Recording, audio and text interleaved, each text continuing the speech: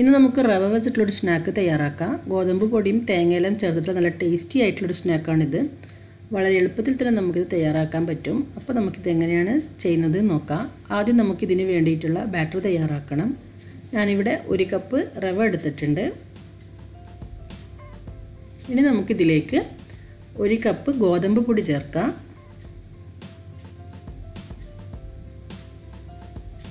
1 cup പഞ്ചസാര. 1 cup റവ, 1 cup ഗോതമ്പ് പൊടി, 1 കപ്പ് പഞ്ചസാരയാണ് എടുത്തിട്ടുള്ളത്.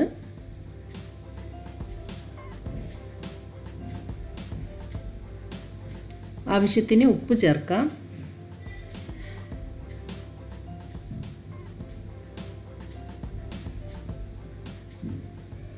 ഒരു നുള്ള് ബേക്കിംഗ് സോഡ. ബേക്കിംഗ് സോഡയാണ്, ബേക്കിംഗ് പൗഡർ അല്ല.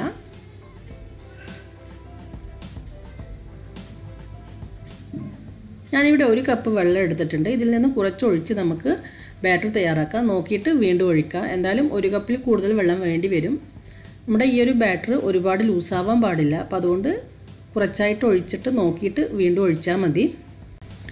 ഇഡ്ലി മാവിൻ്റെ എല്ലാം ബാറ്റർ പോലത്തെ ഒരു ബാറ്ററാണ് നമുക്കിതിന് വേണ്ടത്. ഒരുപാട് ലൂസാവാൻ പാടില്ല. അപ്പോൾ അതുകൊണ്ട് തന്നെ നോക്കിയിട്ട് വെള്ളം ഒഴിച്ചാൽ മതി. ഞാനിവിടെ 1 കപ്പും കുറച്ച് വെള്ളം ഒഴിച്ചിട്ടുണ്ട്.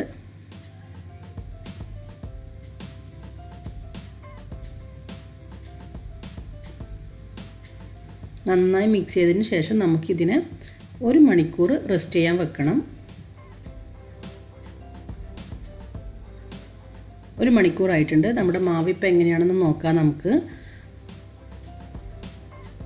മാവ് നേരത്തതിനേക്കാൾ കൂടുതൽ കട്ടിയായി വന്നിട്ടുണ്ട്.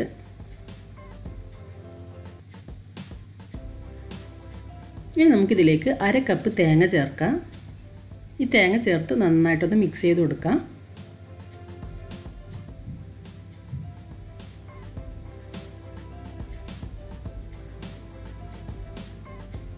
ഇനി ഇതിലേക്ക് 1 നുള്ള് ഏലക്ക പൊടിച്ചത് കൂടി ചേർക്കാം.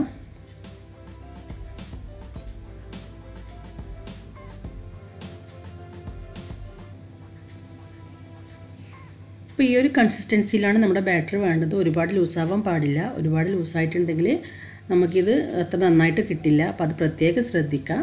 ഇനി നമുക്ക് ഇതിനെ ഒന്ന് ഫ്രൈ ചെയ്തെടുക്കാം. ഞാനിവിടെ ഒരു ചട്ടി വെച്ചിട്ടുണ്ട്. ചട്ടി ചൂടാവുമ്പോൾ നമുക്കിതിലേക്ക് ഓയിൽ ഒഴിക്കാം. ഈ ഓയിൽ നന്നായിട്ട് ചൂടായി വരണം. ഒരു ഹൈ ഫ്ലെയിമിൽ വെച്ച് ചൂടാക്കിയതിന് ശേഷം ഫ്ലെയിം ഒരു മീഡിയം ഫ്ലെയിമിലാക്കി വെക്കാം. നമ്മൾ ഫസ്റ്റ് ഇത് ചെയ്യുന്ന സമയത്ത്, ഫ്രൈ ചെയ്യുന്ന സമയത്ത് നല്ല കളർ ഉണ്ടാവില്ല, ഒരു ലൈറ്റ് കളറേ ഉണ്ടാവും. രണ്ടാമത് ചെയ്യുമ്പോൾ നല്ല ഗോൾഡൻ കളറിൽ കിട്ടും. അതുപോലെ നമ്മളിതിങ്ങനെ കോരി ഒഴിക്കുന്ന സമയത്ത് പെട്ടെന്ന് തന്നെ ഇത് മുകളിലേക്ക് ഇങ്ങനെ പൊങ്ങി വരും. നമ്മുടെ ബാറ്റർ ലൂസായിട്ടുണ്ടെങ്കിൽ അങ്ങനെ പൊങ്ങി വരില്ല.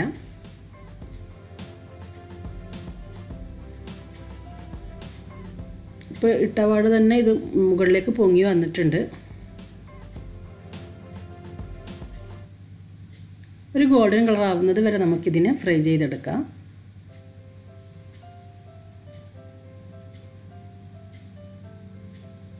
ഇതിങ്ങനെ പൊങ്ങി നിൽക്കുന്നത് കൊണ്ട് തന്നെ തിരിച്ചിടാൻ കുറച്ചൊരു പ്രയാസമായിരിക്കും.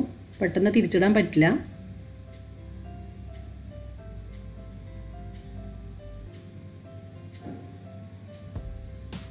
ഈ ഒരു അപ്പ് ചൂടോടുകൂടി കഴിക്കുമ്പോൾ കുറച്ച് സോഫ്റ്റായിരിക്കും.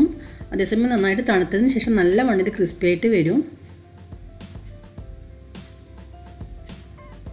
ഇപ്പോൾ ഇത് നന്നായി ഫ്രൈ ആയി വന്നിട്ടുണ്ട്. നമുക്കിതിനെ ചട്ടിയിൽ നിന്ന് മാറ്റാം.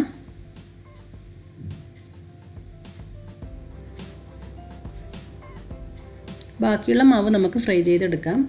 നമ്മൾ ഈ മാവ് ഇതിലേക്ക് ഇടുന്ന സമയത്ത് നമ്മുടെ സ്പൂണൊന്ന് അനക്കുകയാണെന്നുണ്ടെങ്കിൽ നമുക്കിത് പെട്ടെന്ന് ഇതിലേക്ക് ഇടാൻ പറ്റും.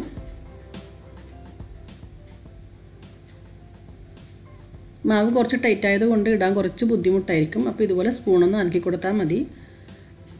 അപ്പോൾ നിങ്ങളെല്ലാവരും ഇതൊന്ന് ട്രൈ ചെയ്ത് നോക്കുക. ഇഷ്ടമായെങ്കിൽ ലൈക്ക് ചെയ്യുക, ഷെയർ ചെയ്യുക. സബ്സ്ക്രൈബ് ചെയ്തിട്ടില്ലെങ്കിൽ സബ്സ്ക്രൈബ് ചെയ്യാം.